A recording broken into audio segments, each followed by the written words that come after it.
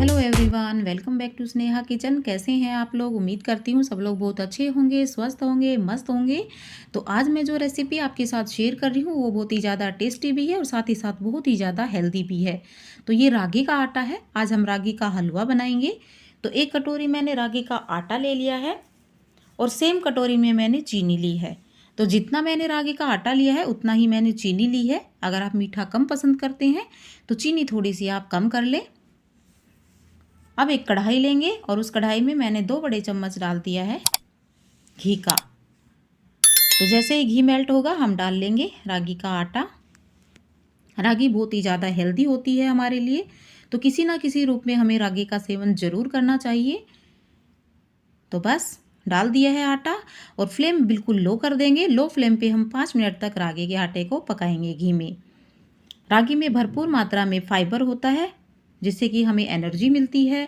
जिन लोगों में खून की कमी होती है यानी एनीमिया होता है तो इसमें भरपूर मात्रा में आयरन होता है, तो उसको सेवन करना चाहिए।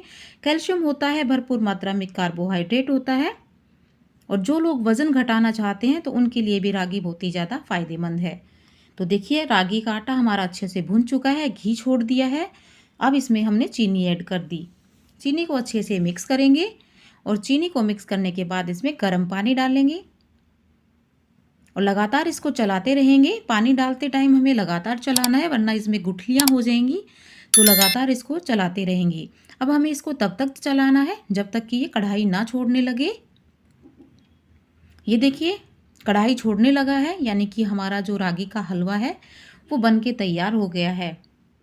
ये देखिए, तो बस निकाल लेते हैं इसको प्लेट में और ये हमारा मज़ेदार सा टेस्टी सा हलवा बन के तैयार हो गया है। तो ये लो जी, टेस्टी भी साथ ही साथ हेल्दी भी। जो लोग मीठा खाने के शौकीन हैं उनके लिए तो बहुत ही टेस्टी डिश है ये। मीठा भी हो जाएगा, साथ ही साथ हेल्दी चीज़ है, हमारे शरीर में फ़ायदा भी करेगी। तो इस रेसिपी को आप ज़रूर ट्राई करें।